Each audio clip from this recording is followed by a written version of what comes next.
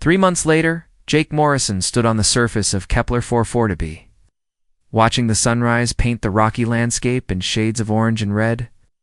The air was thin but breathable, and in the distance, he could see the construction site where the new medical center was taking shape. He pulled his work jacket tighter against the morning chill and checked his tablet for the day's assignments. As the junior safety engineer for the project, he spent his days inspecting equipment, testing emergency systems, and making sure the same mistakes that had killed his parents would never happen again. It hadn't been easy. The first month had been the hardest. Jake had arrived on Kepler 444 to be carrying all his anger and grief, plus the humiliation of being known across 3 star systems as the man who had insulted Keanu Reeves' mother. The other workers had recognized him from the viral videos, and many had treated him with suspicion and coldness.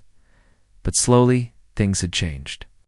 Jake threw himself into his work with a dedication that surprised everyone, including himself. He studied engineering manuals late into the night, learning about structural integrity, atmospheric processors, and emergency evacuation systems. During the day, he worked alongside experienced engineers, asking questions and absorbing knowledge, like a sponge. More importantly, he listened to the stories of his fellow workers. Many of them were colonists who had lost family members in mining accidents, industrial disasters, or equipment failures. They understood his pain because they had lived it too, and they respected his commitment to preventing future tragedies. Jake walked toward the construction site, passing the memorial wall that had been built near the entrance to the old mining complex. His parents' names were there, along with the names of the other 10 people who had died in the Hartwell disaster. Fresh flowers lay beneath the memorial, placed there by families who still visited to remember their loved ones. He stopped and placed his hand on the smooth stone where his parents' names were carved. "I'm trying, Mom and Dad," he whispered. "I'm finally trying to do something that matters." "You're doing more than trying," said a familiar voice behind him. Jake turned to see Dr. Sarah Martinez, the project's chief medical officer. She was a woman in her 50s who had volunteered to oversee the medical center's construction. Like many of the project's leaders, she had personal reasons for being there. Her brother had died in a construction accident on another world, and she was determined to create a facility that could save lives when disasters struck. "The emergency response system you designed passed all its tests yesterday," Dr. Martinez continued. "When this facility opens next month, it will be one of the safest medical centers in this sector of space. Your parents would be proud." Jake felt a familiar tightness in his throat, but it was different now. Instead of the bitter anger he had carried for so long, it was something warmer. Sadness, yes, but also gratitude that he had been given the chance to honor their memory. "Dr. Martinez, can I ask you something?" "Of course. Do you really think this matters? All the safety systems, all the precautions we're taking, do you think it will actually prevent accidents like the one that killed my parents?" Dr. Martinez was quiet for a moment, looking out at the medical center that was rising from the red soil of Kepler 442b. "I think about my brother every day," she said finally. "I know that nothing we build here will bring him back. But every life we save, every accident we prevent, every family that doesn't have to go through what we went through, that matters. That's how we turn our grief into something meaningful." Jake nodded, understanding. Over the past 3 months, he'd begun to see the truth in what Keanu had told him back on New Beverly Hills. His parents' deaths hadn't been meaningless because they had led to changes that saved other lives. And now his own pain was being transformed into something that could help others. His communicator buzzed with an incoming message. Jake looked at the screen and saw a familiar name, Keanu Reeves. "How are things going on Kepler 440b?" the message read. "I'm planning to visit next week to see the medical center. Would you like to join me for lunch?" Jake smiled and typed back, "I'd be honored. And Mr. Reeves, thank you for everything." The response came quickly. "You did the hard work, Jake. All I did was believe in you." That afternoon, Jake received another message, this one from an address he didn't recognize. When he opened it, he saw it was from Helen Rodriguez, Keanu's mother. "Dear Jake," the message began. "My son tells me you're doing wonderful work on Kepler 442b. I wanted you to know that. I've been thinking about you and praying for your success. I know we met under difficult circumstances, but I want you to know that I never held any anger toward you. I could see that you were in pain, and my heart went out to you. I'm so glad you found your way to meaningful work. Your parents raised a good son, even if it took you some time to remember that. I look forward to hearing about all the lives you'll save and all the families you'll protect. With love and prayers, Helen. Jake read the message 3 times, tears blurring his vision. Kindness in her words, the forgiveness she offered so freely, reminded him of something his own mother used to say. Hurt people, but healed people, heal people. He was becoming a healed person, slowly but surely. That evening, Jake sat in his small quarters and opened his personal journal. He had started writing in it a month ago, documenting his experiences and his gradual transformation. Tonight, he wrote about the memorial wall, about Dr. Martinez's words, about the messages from Keanu and Helen, but mostly he wrote about hope. I used to think the universe was empty and meaningless, he wrote. I thought that because bad things happened to good people, nothing we did mattered. I was wrong about that. I was wrong about a lot of things. The universe might not care about us, but we care about each other, and that makes all the difference. When my parents died, I thought their faith was foolish. But now I understand that their faith wasn't in the universe being fair. It was in people choosing to be kind, even when kindness seemed pointless. Keanu and his mother showed me that kindness. They could have destroyed me after what I did, but instead they saved me. They gave me a chance to become someone my parents could be proud of. Tomorrow we'll run the final tests on the emergency evacuation system I designed. If it works properly, it could save dozens of lives in a disaster, maybe hundreds over the years. And every life saved will be a small victory over the forces that took my parents away. I finally understand what it means to be human. It means caring for each other, even when caring hurts. It means building something better for the people who come after us. It means turning our pain into purpose and our grief into grace. My parents believed that things could get better. They were right. It just took me 12 years to figure out how to help make them better. Jake closed the journal and looked out his window at the stars scattered across the alien sky. Somewhere out there, Keanu was probably visiting sick children or funding another humanitarian project. Helen was probably praying for strangers and showing kindness to people who didn't deserve it.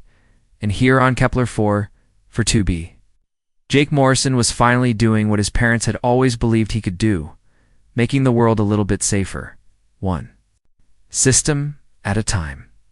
He had learned the most important lesson of all, that humanity's greatest strength wasn't in conquering the stars, but in taking care of each other along the way. Outside his window, the medical center stood nearly complete, a beacon of hope on a world that had known too much tragedy. Inside its walls, future patients would be treated, future lives would be saved, and future families would be spared the pain that Jake had carried for so long. It was enough. It was more than enough. It was everything. Jake felt Keanu's hand on his shoulder and broke down completely. All the anger he had carried for 12 years came pouring out in great, shaking sobs. The other customers watched in uncomfortable silence as he cried for his parents, for his lost faith, for all the years he had spent pushing people away. "I'm sorry," he gasped between sobs. "I'm so sorry. Didn't mean to hurt her. I didn't mean to hurt anyone." Keanu didn't move his hand away. "I know you didn't. Pain has a way of making us lash out at the world, but pain doesn't have to define us." Lisa appeared at Jake's side, her face pale with worry. "Mr. Reeves, I'm so sorry about what happened. This doesn't represent our store's values at all. Jake will be terminated immediately, and we'll do whatever we can to make this right." Looked up at her through his tears. He had known this was coming, but hearing it said out loud made it real. He was fired. His career in retail was over.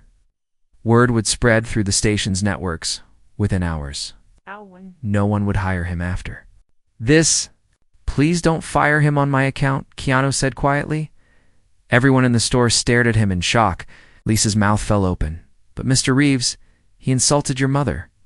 He said terrible things about you and your beliefs."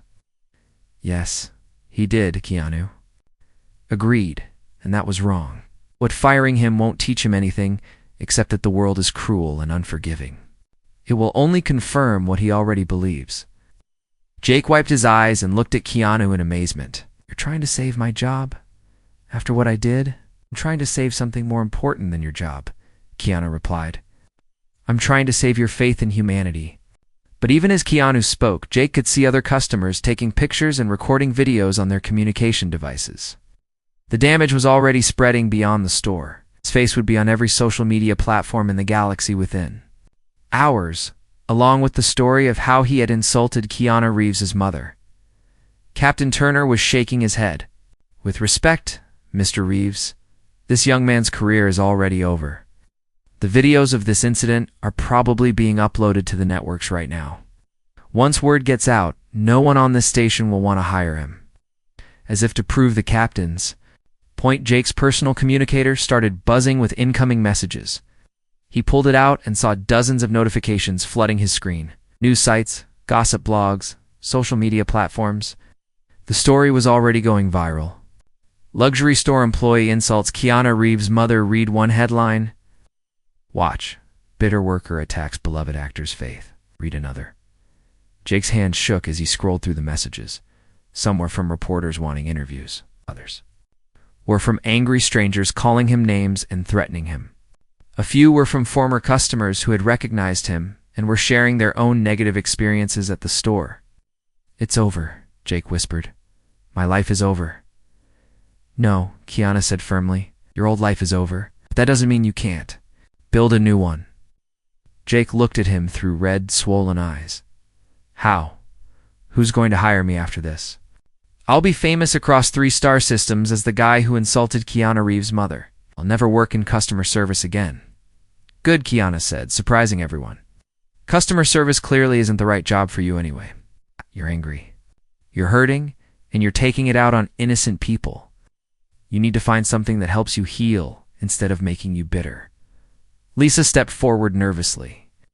Mr. Reeves, I still need to let Jake go. The store's reputation depends on it. We can't keep someone who treats customers this way. Keanu nodded. I understand. You have a business to run. But Jake, I want you to listen to me carefully. This doesn't have to be the end of your story. It can be the beginning. Jake laughed bitterly. The beginning of what? Being unemployed and hated by everyone in the galaxy? The beginning of understanding what really matters, Keanu replied. Jake, you've spent 12 years angry at the universe for taking your parents, but anger is just love with nowhere to go. All that energy you've been using to hate the world, you could use it to help people instead. Help people. His head, I can barely help myself. And after today, no one's going to want my help anyway. Keanu was quiet for a moment, thinking. The store had filled with curious onlookers, people who had heard about the incident and come to see what was happening. Some were recording everything on their devices, adding to the growing collection of videos that would make Jake's humiliation complete. Keanu said finally, if you could do anything with your life, anything at all, what would it be? Jake wiped his nose on his sleeve. I don't know. I've never really thought about it. I've just been trying to survive day by day. Think about it now. Forget about money. Forget about what's practical. You could spend your time doing something that mattered, something that would honor your parents' memory. What would it be? Closed his eyes and tried to imagine a life beyond his anger and bitterness. For 12 years, he had defined himself by his loss, by his pain, by his cynicism. But underneath all that, buried deep where he had tried to forget it, was the memory of who he had been before. A boy who had wanted to be an engineer like his father. A boy who had dreamed of building things that would help people, making colonies safer and more comfortable. I wanted to be an engineer, he said quietly. Before my parents died, I was studying engineering. I wanted to design better mining equipment, safer systems. I wanted to make sure accidents like the one that killed them never happened again. What stopped you? Money. After they died, I couldn't afford to continue my education. I had to work to survive. And then I just gave up. I decided it didn't matter anyway. Keanu smiled. It does matter, Jake. It matters more than you. No. Jake looked at him suspiciously. What are you thinking? I'm thinking that my foundation needs engineers. We're building medical facilities and emergency shelters on frontier worlds. We need people who understand safety systems, who know what it's like to lose someone to preventable accidents. Jake's heart started beating faster. You're offering me a job? After what I did? I'm offering you a chance, Keanu corrected. A chance to turn your pain into purpose. A chance to honor your parents by protecting other people's parents. But I don't have a degree. I never finished my education. My foundation has educational programs. We'll help you complete your training while you work. It won't be easy, and it won't be here on this comfortable station. You'll be working on frontier worlds, rough places where people are struggling to build new lives. Jake looked around the store at all the expensive items, all the luxury goods that had surrounded him for 3 years. Then he thought about his parents, about their faith that things could get better, about their hope for a safer future. Why? He asked. Why would you do this for me after what I said about your mother? Keanu's smile was sad but genuine. Because my mother taught me that everyone deserves a second chance, because the best way to honor someone's memory is to help others. And because I believe that underneath all your anger, there's still the boy who wanted to make the world safer. Jake felt something stirring in his chest, something he hadn't felt in 12 years. It might have been hope. Where would I go? He asked quietly. Kepler 44 to be, Keanu replied. The same world where your parents died. We're building a new medical center there, and we need someone who understands the local conditions. Jake's breath caught. It's going back to the world where his parents had died, where his life had fallen apart. It seemed impossible. But maybe, he thought, impossible was exactly what he needed. The afternoon sun from Earth cast long shadows through the store windows when Helen Rodriguez walked into Stellar Looks. She was a woman in her 70s, with silver hair pulled back neatly and kind eyes that seemed to take in everything around her.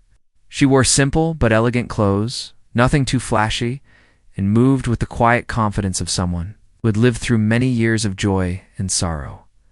Jake looked up from the display. Casey was cleaning and immediately felt annoyed.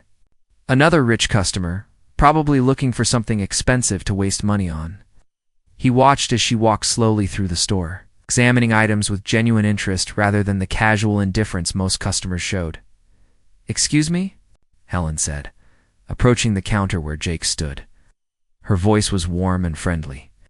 "I'm looking for something very special. Gift for my son." Jake set down his cleaning cloth and looked at her with barely hidden irritation.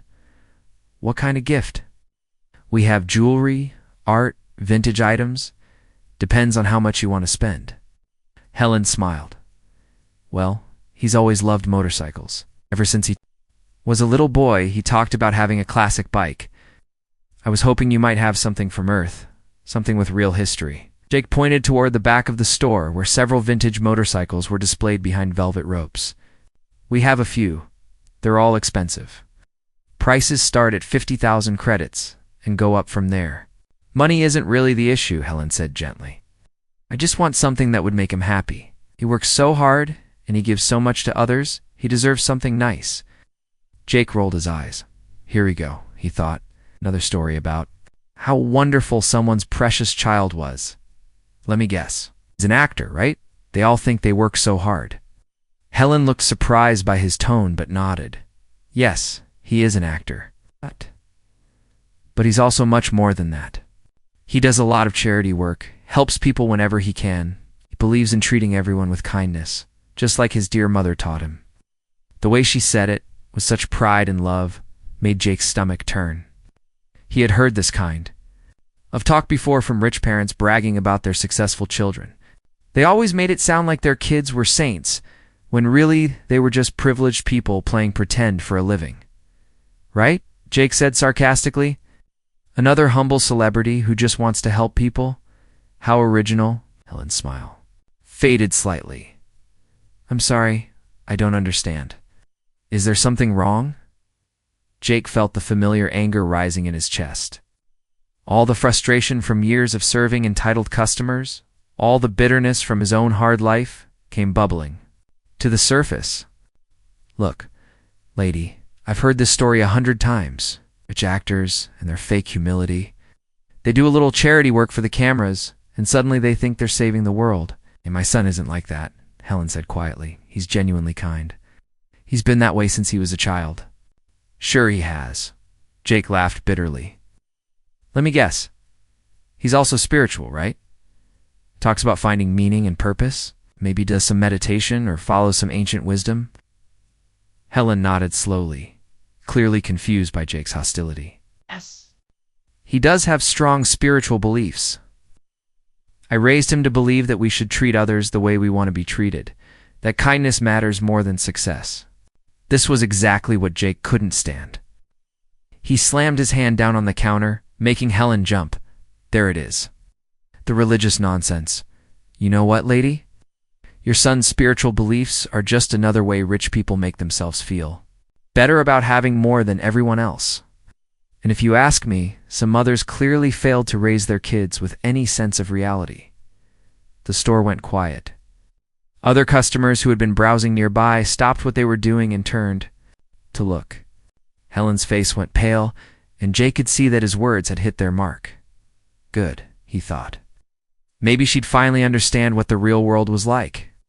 Faith and kindness aren't nonsense, Helen said softly, her voice shaking slightly. They're what make us human? They're what help us care for each other, especially when times are hard. Jake laughed harshly. Care for each other? Where was all that caring when my parents died in a mining accident on Kepler 442? Where was God then? Where was the kindness and meaning and purpose? They spent their whole lives believing in something better, and they died poor and forgotten. Helen's eyes filled with tears, but she didn't look away.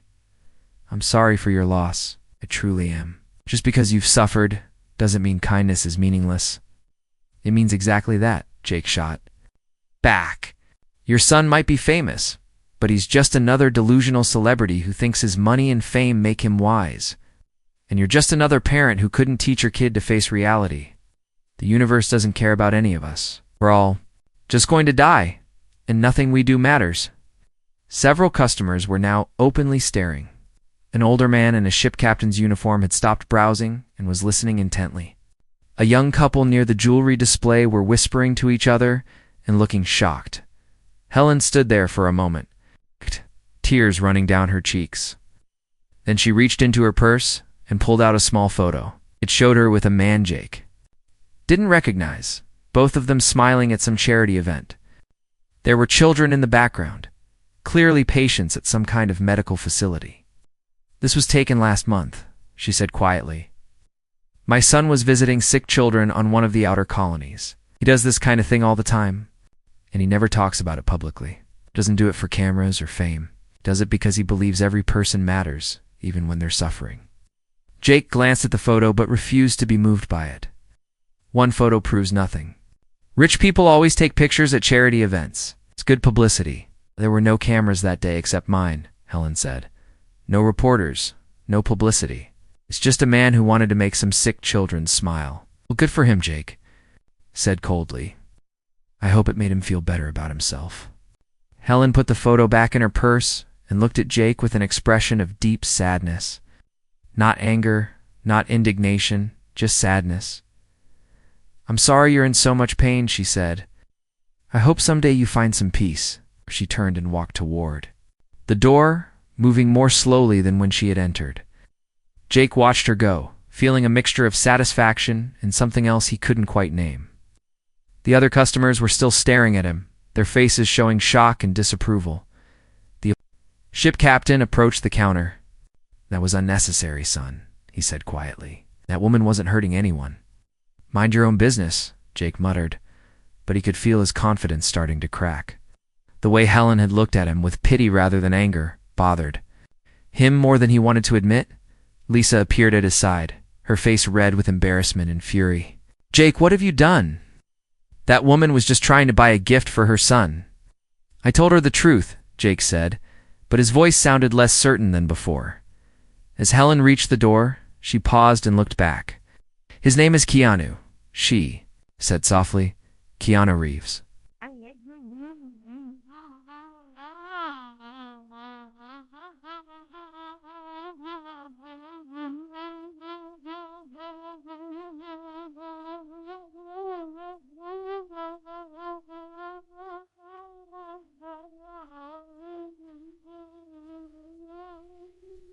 and he'll be here in about 5 minutes to meet me for lunch. The door closed behind her with a soft chime, leaving Jake standing behind the counter with a growing sense that he had just made a terrible mistake. Jake stared at Keanu Reeves, the words "what it means to be human" hanging in the air between them like a challenge. He wanted to look away, to escape those steady dark eyes, but he found himself frozen in place. "I don't understand," Jake whispered. Keanu straightened up and looked around the store.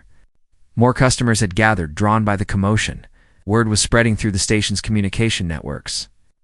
Jake could see people outside pressing against the windows, trying to get a better look. "Captain Turner," Keanu said, turning to the older man. "You mentioned you witnessed what happened with my mother. Would you mind sharing the details?" Captain Turner nodded grimly.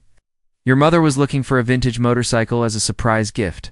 She spoke about how proud she was of you, how you do charity work and treat people with kindness." This young man here told her it was all fake, that rich actors only do good deeds for publicity. He said some mothers clearly fail to raise their children with any sense of reality.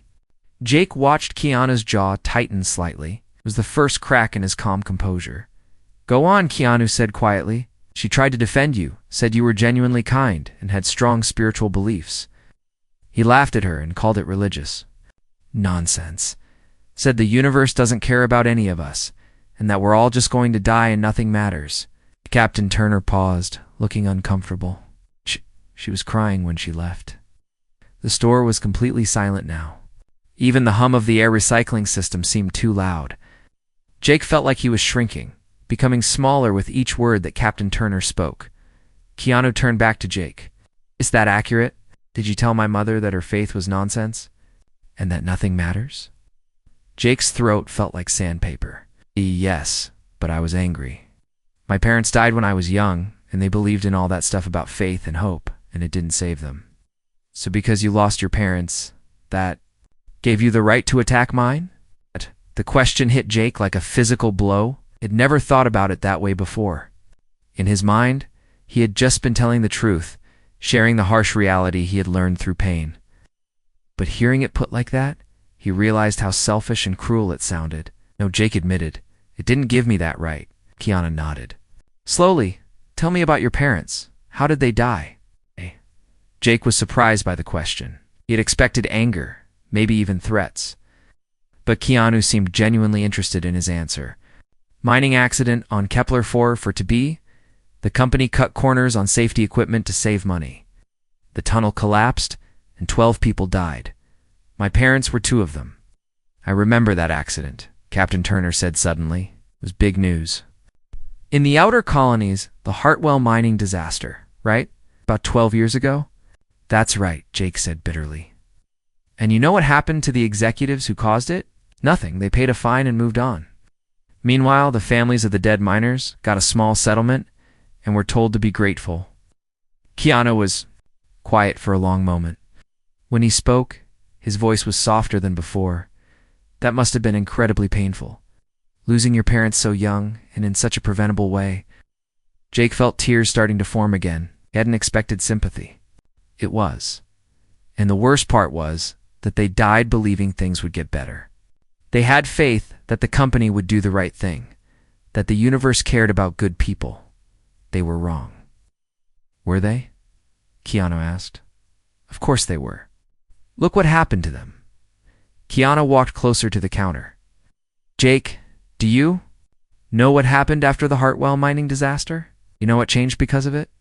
Jake shrugged. "Nothing changed. Companies still cut corners. People still die." "Actually, quite a lot changed," Captain Turner interjected. "New safety regulations were passed.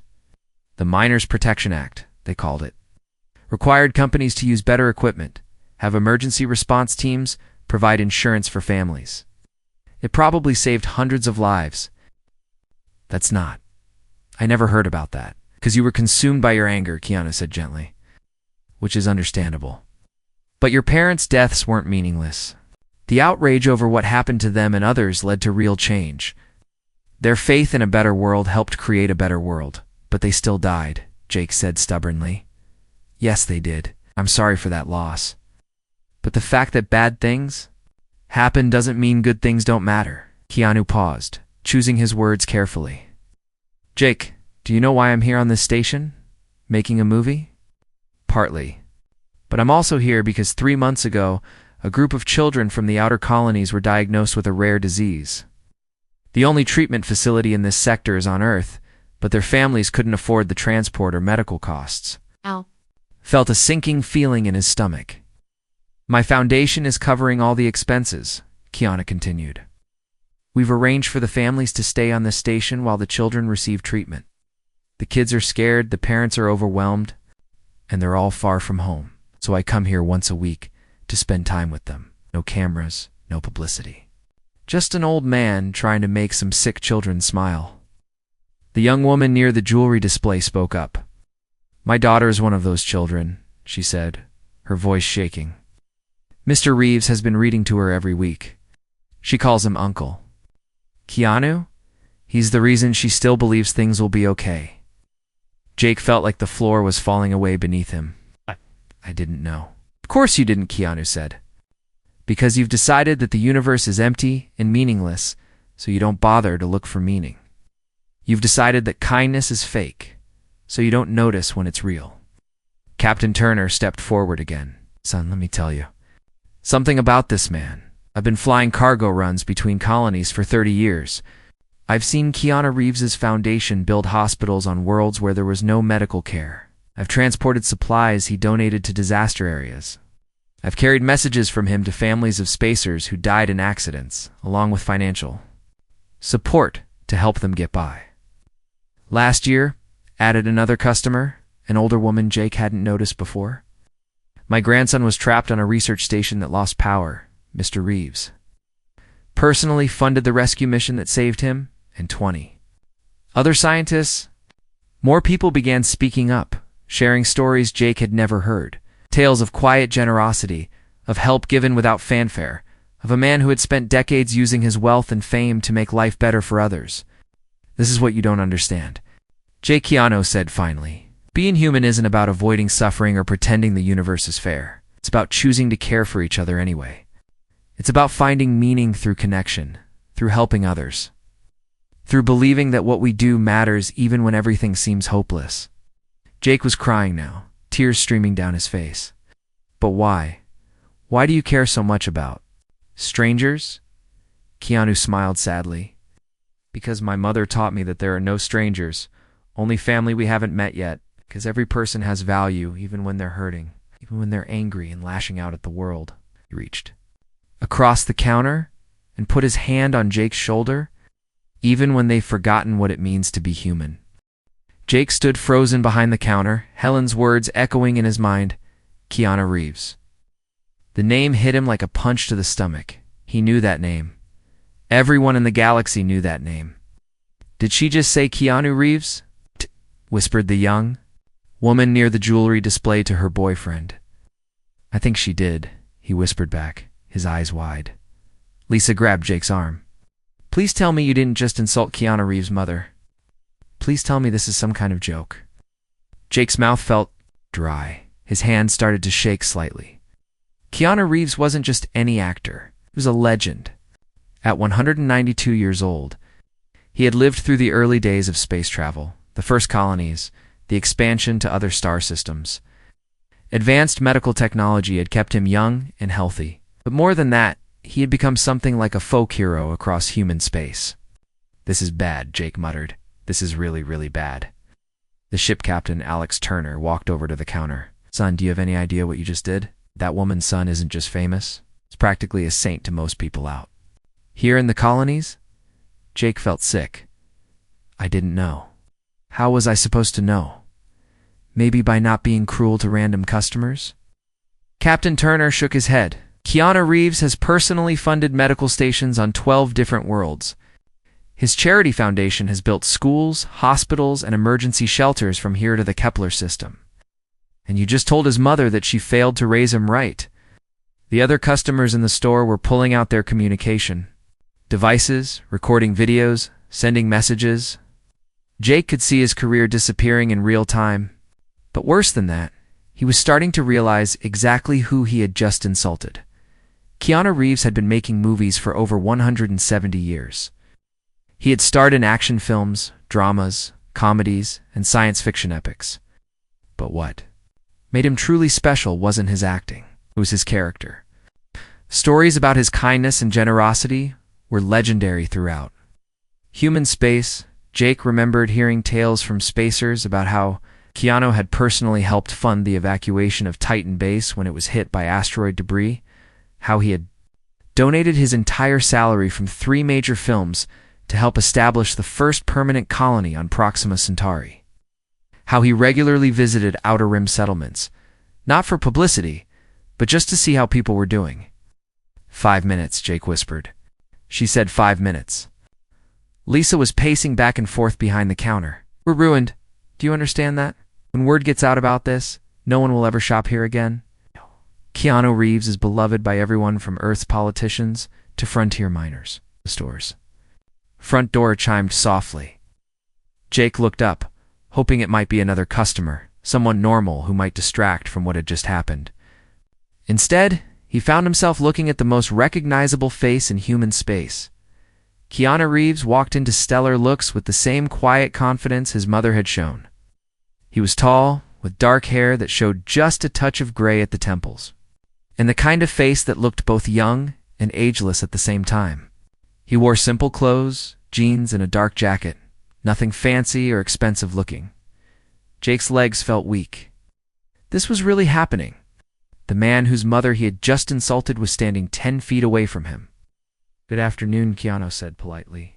To the room in general, his voice was calm and warm, exactly like Jake had heard in dozens of movies. I'm looking for my mother, Helen Rodriguez. She said she was shopping here. The young couple near the jewelry display pointed toward the door. She left just a few minutes ago, the woman said. She seemed upset about something. Keanu's expression didn't change, but something shifted in the air around him. Upset. Did something happen? Captain Turner stepped forward. Hate to be the bearer of bad news, but there was an incident.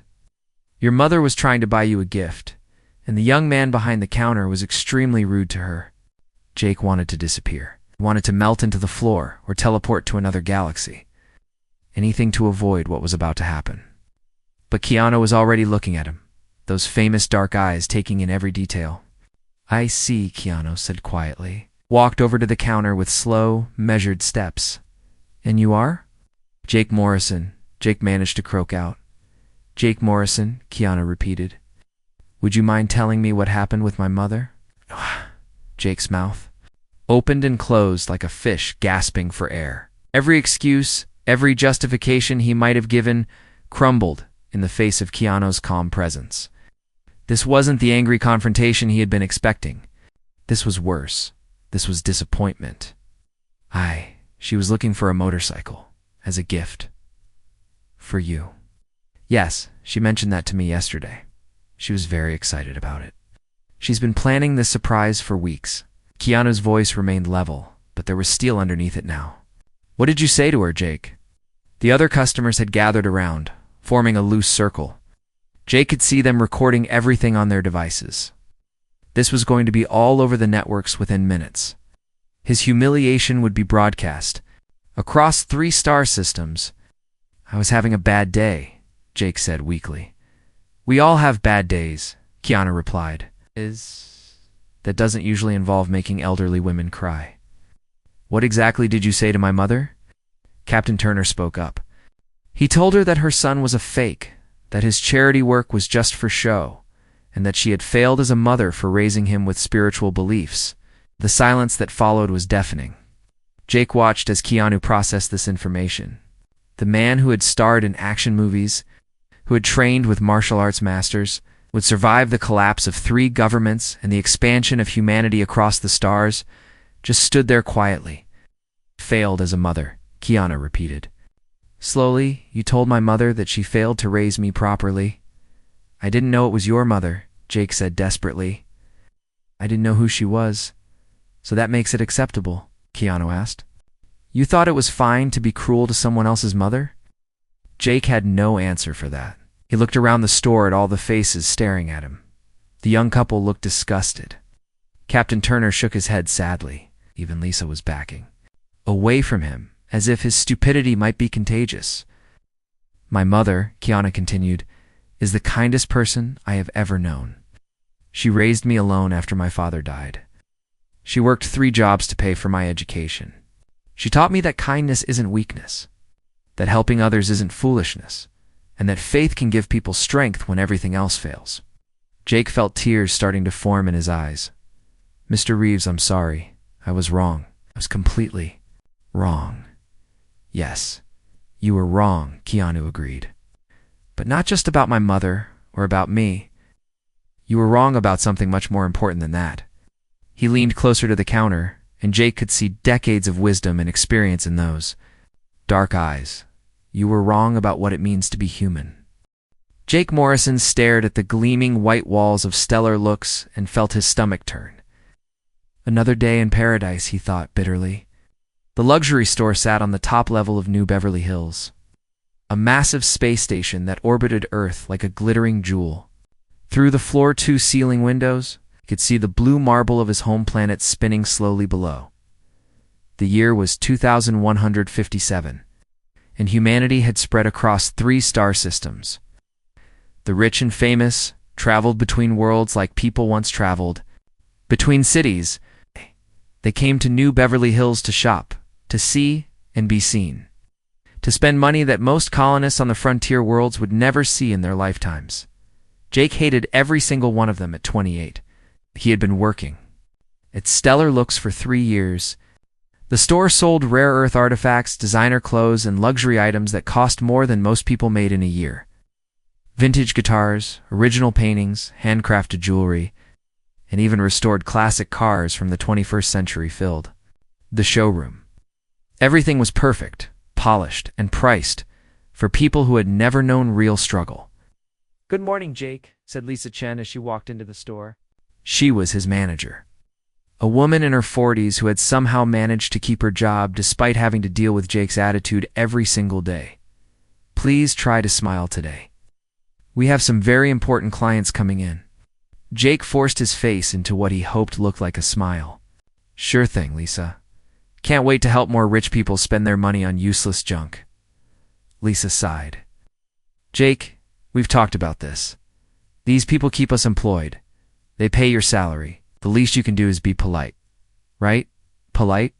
Jake straightened his black uniform and checked his reflection in one of the display cases. His dark hair was neat, his face clean-shaven, but his eyes held a coldness that no uniform could hide. "Anything else I should know about these very important clients?" "Several celebrities are visiting the station today. Actors, musicians, some politicians. They're traveling between Earth and the colonies." Lisa pulled up a list on her tablet. "I need you to be extra careful with your attitude. One bad review from the wrong person could shut us down." Jake nodded, but inside he was already preparing for the worst. Celebrities were the absolute worst kind of customers. They always acted like they were doing the world a favor just by existing. Half of them talked about their charity work and their spiritual journeys as if being rich and famous somehow made them wise. The morning started quietly. A few wealthy tourists browsed the antique section, looking at old earth books and vintage wine bottles. Jake helped them with the bare minimum of politeness, answering questions with short, clipped responses. He watched the clock, counting down the hours until his shift would end. Around noon, the first wave of celebrity visitors arrived. Jake recognized a few faces from the entertainment networks. They moved through the store like they owned it, touching expensive items with casual indifference. Their bodyguards stood near the entrance, scanning everyone who entered. "Excuse me," said one of the actors, a man Jake vaguely recognized from some action movies. "Do you have any vintage motorcycles? I'm looking for something really special." "Over there," Jake pointed to the back corner of the store. "Prices start at 50,000 credits. The actor smiled. "Price isn't a problem. I'm looking for something with history, something that tells a story." Jake wanted to tell him that the only story most of these items told was about rich people buying things they didn't need, but he kept his mouth shut. Lisa was watching from across the store, and he could see the warning look in her eyes. The day dragged on. More celebrities came and went, buying expensive trinkets and taking pictures for their social media accounts. Jake's mood grew darker with each passing hour. Found himself thinking about his childhood on one of the outer colonies, where his family had struggled to make ends meet. His parents had been believers, always talking about faith and hope and how things would get better. They had died in a mining accident when Jake was 16, and their faith had died with them as far as he was concerned. Now he was surrounded by people who had never known real hardship, who talked about spirituality and meaning while spending more money in one afternoon than his parents had earned in their entire lives. It made him sick. "You seem troubled, young man," said an elderly customer who had been browsing the jewelry section. "Bad day." Jake looked at the man. Another well-dressed customer with expensive clothes and perfect teeth. "Every day's a bad day when you're surrounded by people who think money can buy happiness." The man raised an eyebrow. "Interesting perspective. What do you think can buy happiness?" "Nothing," Jake said flatly. "Happiness is just a lie people tell themselves to feel better about the fact that life is meaningless. We're all just floating around in space, pretending like any of this matters." The elderly man nodded thoughtfully. "I see. And you don't believe in anything beyond what you can see and touch." "I believe in reality," Jake said. "I believe that when you die, you're gone. I believe that the universe doesn't care about any of us. And I believe that people who think otherwise are just fooling themselves." The man smiled sadly and walked away without buying anything. Jake watched him go, feeling a small sense of satisfaction. At least he had been honest. The afternoon wore on, and Jake's patience grew thinner. He snapped at customers who asked too many questions, rolled his eyes at anyone who mentioned faith or charity work, and generally made it clear that he would rather be anywhere else in the galaxy. Lisa pulled him aside during a quiet moment. "Jake, what's wrong with you today? You're being even more difficult than usual." "I'm fine," Jake muttered. "Just tired of pretending to care about these people and their problems. These people are our customers. Without them, we don't have jobs. Without jobs, we don't eat. It's that simple." Jake wanted to argue, but he knew she was right. He needed this job, even if he hated it. He had nowhere else to go, no other skills that would pay as well. He was trapped in this glittering prison, serving people he despised, counting down the days until something, anything, would change. He had no idea that change was about to walk through the door in the form of a gentlewoman looking for a gift for her son.